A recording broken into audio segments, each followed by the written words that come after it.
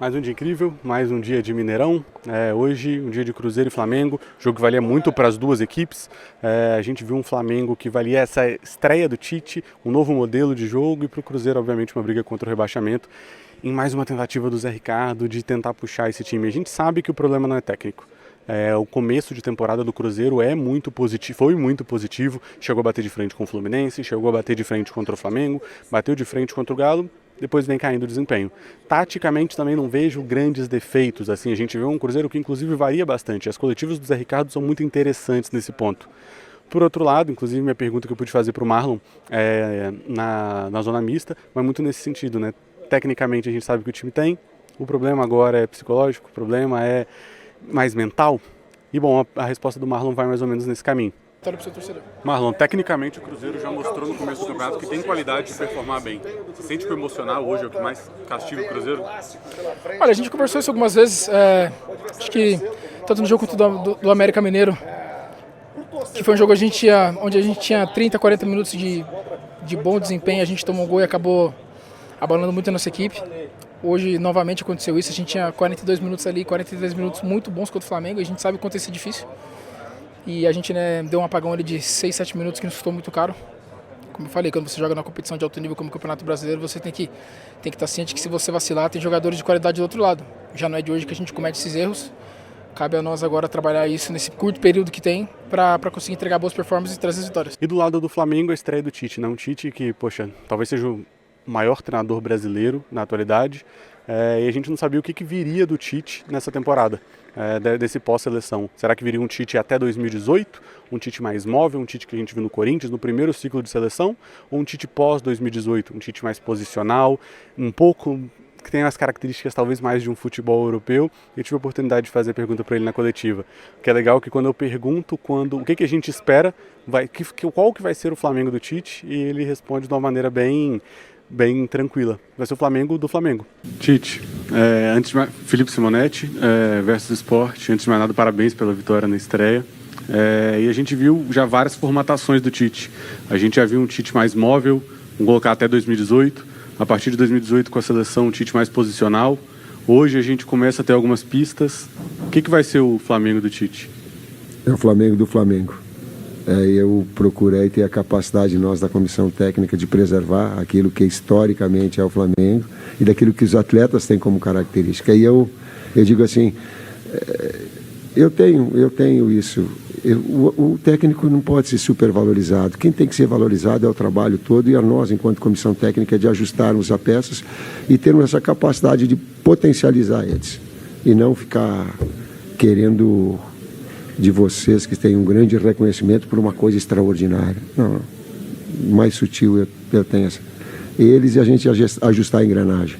Vai ser um Flamengo que ele vai priorizar a característica dos jogadores, vai ser um Flamengo em que ele vai optar, e eu acredito sim, por um Flamengo um pouco mais móvel para deixar os jogadores à vontade, e foi mais ou menos o que a gente viu no jogo de hoje.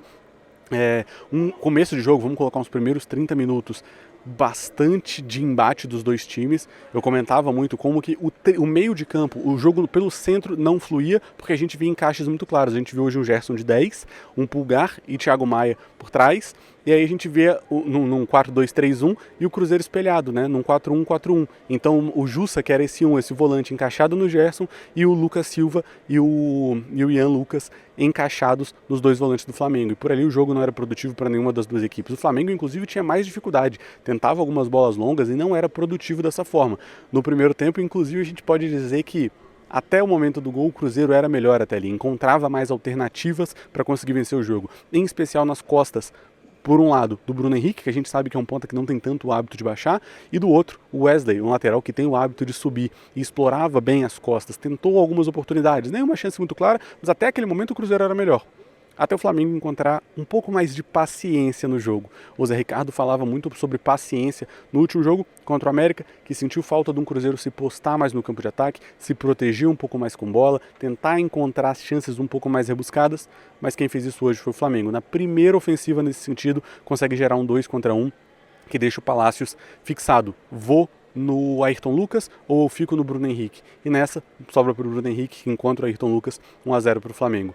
A partir dali, talvez o cenário que a gente esperava, que quando saísse o primeiro gol, a gente veria um cenário ofensivo muito forte. Um Cruzeiro quase que desesperado, procurando empatar rápido para conseguir reaver o placar e continuar forte nessa briga contra o rebaixamento. Mas a gente viu o contrário, um Cruzeiro desesperado, que de fato, poucos minutos depois, devolve a bola para o Flamengo, recupera, devolve de novo e acaba cometendo um pênalti, inclusive nessa área aqui. E o jogo decorreu daí muito mais para o Flamengo, a gente pode dizer. Por mais que no segundo tempo a gente tenha visto um Cruzeiro com muito volume de jogo.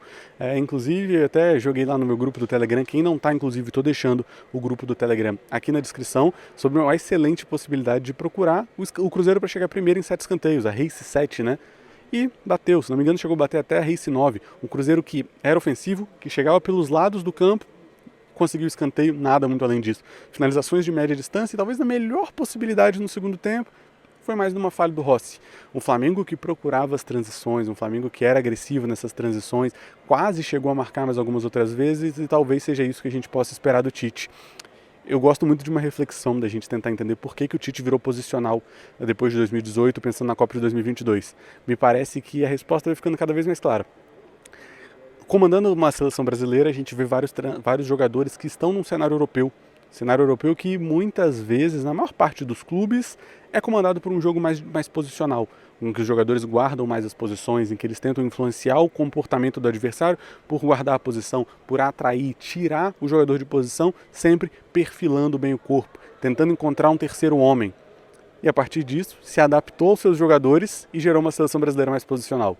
Hoje, chegando no Flamengo, que eu gostaria muito de poder perguntar isso para os jogadores, mas que parece que eles se sentem muito mais à vontade em um jogo de mais mobilidade. Um jogo como a gente viu com o Jorge Jesus, como a gente viu com o Renato Gaúcho, como a gente viu com o Dorival Júnior, talvez as melhores performances do Flamengo, chegando em finais, chegando em decisões, brigando por títulos e ganhando títulos. Bom, Tite começa muito bem, com o pé direito, coletiva muito sensata, como sempre, um treinador incrível, muito sábio nas palavras, inteligentíssimo, vem acompanhado da Comissão de Seleção Brasileira. E, bom, vamos ver o que a gente aguarda nesses próximos episódios. Confesso que sou muito otimista de ver o nosso futebol tendo cada vez mais treinadores mais qualificados, treinando grandes jogadores e, enfim, criando um excelente trabalho. Cruzeiro, por outro lado, fica numa enrascada, né? O Ronaldo, inclusive, desceu para a zona mista, o que não é habitual, para conversar um pouco com a imprensa. Infelizmente não consegui, tive que escolher entre a coletiva do Tite e o Ronaldo. Como o Ronaldo estava muito disputado, acabei indo para o Tite e, enfim, valeu toda a pena. Mas me parece que a gestão do Ronaldo... A gestão do Ronaldo não, o Cruzeiro é refém das próprias expectativas. Se a gente chegasse lá no começo do ano, vendo o investimento do Cruzeiro, vendo as possibilidades, a gente falaria de um Cruzeiro que brigaria no máximo por uma Sul-Americana. Um Cruzeiro que teria como foco ficar na Série A. E convenhamos, se o foco é ficar na Série A, vai passar por perrengue em alguns momentos. E convenhamos mais uma vez, a briga entre o rebaixamento e a Sul-Americana é muito curta. E é mais ou menos o que o Cruzeiro vive hoje. Refém de suas próprias expectativas, sem possibilidade de grandes investimentos, o time sofre. Inclusive perguntando para o Marlon, acho que eu cheguei até a comentar, qual que seria o grande problema do Cruzeiro hoje, ele traz, o problema possivelmente é psicológico, né? Um problema mental, um problema de saber lidar sob pressão dentro do jogo. E a gente tem que, de novo, voltar, os jogadores são humanos, a gente precisa entender esse cenário. E, bom, é um grande desafio para o Cruzeiro a partir de agora. Muitos jogadores jovens para entrar, alguns jogadores que não estão tão bem. Eu acho que cabe muito a gente exaltar as posições de liderança.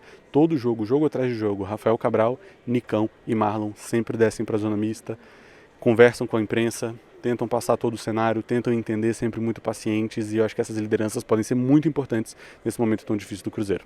Bom, vou ficando por aqui, espero que vocês tenham gostado de mais um vídeo, espero que vocês estejam gostando dessa minha jornada aqui no YouTube. Se você gostou, poxa, existem milhares de maneiras que você financiar o meu trabalho, mas tem uma maneira que eu acho que todo mundo consegue. Se você deixar um like, é o melhor financiamento gratuito que você pode dar e que eu posso receber também aqui dentro do YouTube para a gente alcançar cada vez mais pessoas. E claro, se você tiver aquele amigo que viu esse jogo, que você discordou um pouco da opinião, ou que ele precisa de um conteúdo como esse, bom, conte comigo, manda para ele e vamos sempre produzir conteúdo por aqui, beleza? Felipe Simonetti, Simonetti Análises, e muito grato pela Versus Esportes ter entregando essa oportunidade. Obrigado, um abraço e até a próxima.